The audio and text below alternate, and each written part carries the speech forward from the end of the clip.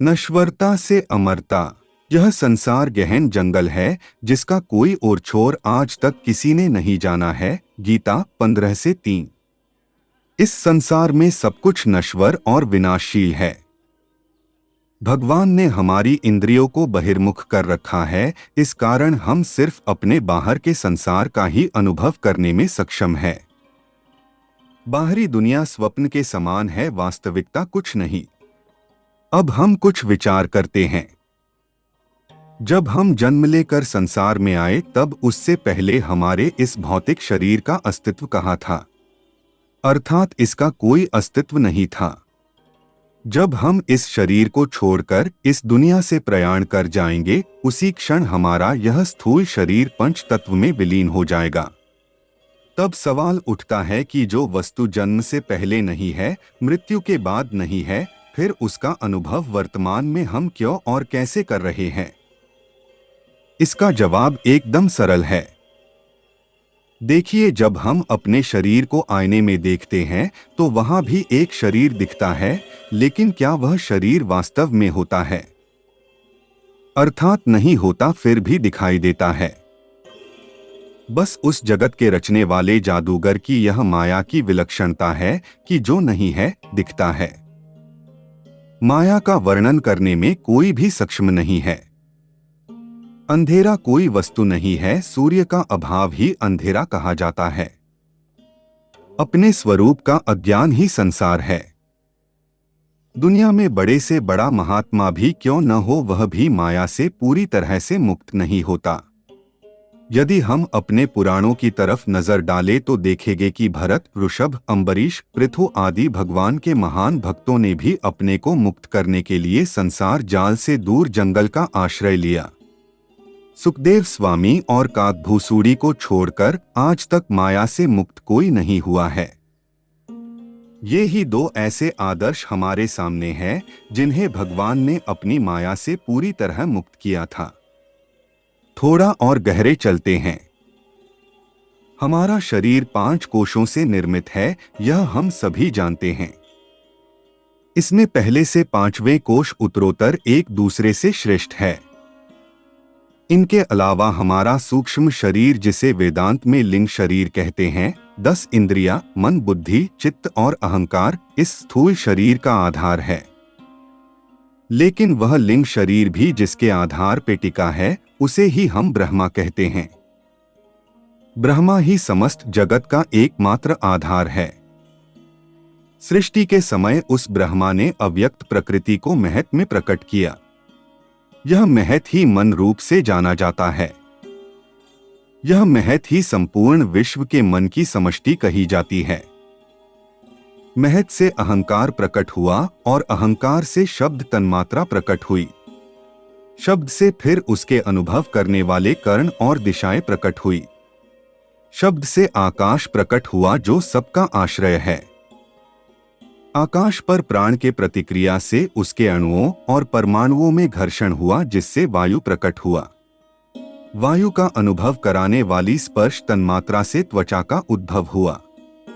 जब वायु के परमाणुओं में और ज्यादा घर्षण हुआ तो वह प्रज्वलित होकर अग्नि में परिवर्तित हुआ। अग्नि की तन्मात्रा रूप है और उसका अनुभव कराने वाले चक्षु प्रकट हुए। अग्नि वाष्पीकरण के द्वारा जल कण के रूप में परिवर्तित होकर जल प्रकट हुआ। जल की तन्मात्रा रस है और उसका अनुभव कराने वाली रसना प्रकट हुई। और आखिरी में जब जल कठोर हुआ तो पृथ्वी के रूप में परिवर्तित हो गया। पृथ्वी की तन्मात्रा गंध है और उसका अनुभव कराने वाली नासिका प्रकट हुई। यही सृष्टि प्रकरण नाम से पुराणों में जाना जाता है। इस तरह से जगत के प्रभु ने, जिसे ब्रह्मा या भगवान कहते हैं, जगत की कल्पना की और यह जगत प्रकट हो गया। फिर जीव ने लिंग शरीर में अहंकार किया और इस जगत में तोते और बंदर की तरह बंध गया। यह अहंकार ही है जो हमें जगत का अनुभव कराता है। यह अहंकार अनेक जन्मों का अभ्यास है, जिसे तोड़ना आसान नहीं है। अहंकार के कारण ही हमें यह जगत और अपना स्थूल शरीर अनुभव में आता है। आप कहेंगे, इसका प्रमाण क्या है? मैं प्रमाण भी आपको देता हूँ, जरा ध्यान से सुनिए। जब हम जागृत अवस्था में होते हैं तो इस जगत का अनुभव हम अपने स्थूल और लिंग शरीर से करते हैं। अब मजा देखिए, जब हम स्वप्न में चले जाते हैं तब हमारा स्थूल शरीर तो बिस्तर पर होता है, लेकिन हमें उसका पता नहीं चलता। हाँ, वहाँ हम अपने मन के द्वारा एक अद्भुत जगत की रचना कर लेते हैं और अपने को अनेक पात्रों और रूपों में प्रकट भी कर लेते हैं और उस ना दिखाई देने वाली दुनिया का बिल्कुल सच्चा अनुभव करते हैं। जैसे आपने स्वप्न में एक शेर देखा तो आपका दिल धड़का और जब आप उठते हैं तो वास्तव में आपके हृदय की गति तेज होती है। यह आप स्वयं अनुभव कर सकते हैं। लेकिन जैसे ही आप सुषुप्ति की अवस्था में पहुंच जाते हैं, उस समय आपका स्थूल और लिंग शरीर दोनों अदृश्य हो जाते हैं। ऐसा क्यों हुआ? क्या आपने कभी यह प्रश्न अपने से किया है? ऐसा इसलिए हुआ क्योंकि उस समय इस शरीर का दर्शन कराने वाला अहंकार अपने अव्यक्त प्रकृति में विलीन हो गया था। शरीर और संसार जिस पिंड से बना है, अहंकार भी उसी का बना है। लेकिन मजे की बात देखिए कि जब हम सुषुप्ति से उठते हैं तो यह कहते हैं कि पता तो नहीं चला लेकिन बड़े आराम से सोए। अरे भाई, पता तो नहीं चला लेकिन बड़े मजे सोए, यह आखिर किसने सूचना दी? जी हाँ, वह और कोई नहीं, वही आपकी आत्मा है जिसे सुषुप्ति में भी ज्ञान था। आत्मा सर्वज्ञ है। यह बात तो ऐसे ही हुई कि कोई घर के बाहर से आवाज दे कि घर में कोई है, तो घर के अंदर से आवाज आए कि घर में कोई नहीं है। घर में कोई है तभी तो आवाज आया, नहीं तो कहां से आता। यह एक बहुत साधारण युक्ति है जो हमारे आत्मा के अस्तित्व का प्रमाण देता है। अब सवाल उठता है कि इस दुख भरे संसार में हम कर क्या रहे हैं? आखिर हमें यहां रहने की क्या जरूरत है? परमात्मा को निर्गुण या गुणातीत कहते हैं। लेकिन जब सृष्टि करनी पड़ी तो परमात्मा ने अविद्या के द्वारा ब्रह्मा का अवतार लिया। जी हाँ, ब्रह्मा को अविद्या, इग्नोरेंस का ही अवतार कहते हैं। इसका मतलब साफ है कि यह जगत अविद्या है और कुछ नहीं। अविद्या का नाश विद्या से ही संभव है। परमात्मा की माया ही विद्या और अविद्या कही गई है।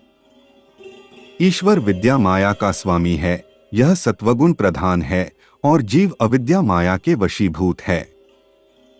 विद्या माया में सत्वगुण होता है जिसका भाव है ज्ञान, वैराग्य, तप, क्षमा, शांति आदि। अविद्या माया रजोगुण और तमोगुण मिश्रित है। गुणों का संग ही जीव के जन्म मृत्यु का कारण है। इनके ही संग से जीव ऊंचे नीचे योनियों में भटकता रहता है। भगवान ने एडम को सेब खाने से मना किया, लेकिन वह एक सर्प के बहकावे में आ गया और सेब को चख लिया और बस क्या था, जन्म मृत्यु का खेल शुरू हो गया। ऐसा बाइबल में लिखा है। परमात्मा ने सृष्टि के बाद कुछ सिद्धांत बनाए और हमें थोड़ी स्वतंत्रता दे दी कि उन सिद्धांतों को मानो या न मानो। अपने को जन्म मृत्यु के चक्र से आखिर कैसे निकाले? यह प्रश्न सबको ही करना चाहिए, क्योंकि मानव जीवन अपने को मुक्त करने का सुनहरा अवसर है। परमात्मा ने हमें 84 लाख के भंवर जाल से बाहर जाने का एक सुनहरा मौका दिया है। परमात्मा के द्वारा मिली हुई स्वतंत्रता का यदि हम दुरुपयोग न करें, अर्थात हम गुणों का संग न करें, काम, क्रोध, लोभ, मोह, मद, मत्सर आदि के वश में ना हो, तो हम जन्म मृत्यु के चक्कर से बाहर हो जाएंगे। हमें तप, भक्ति और ध्यान के द्वारा इस बदलते हुए संसार में उस न बदलने वाले तत्व आत्मा को जानना होगा। उसे जानकर ही हम मृत्यु के मुख में जाने से बच सकते हैं और अमरता प्राप्त कर सकते हैं। हमें अपने मन को परमात्मा में बलपूर्वक लगाना चाहिए और संसार को भूलने की कोशिश करनी चाहिए। अमर होने का बस यही उपाय है और कुछ नहीं। हरि तत्सत।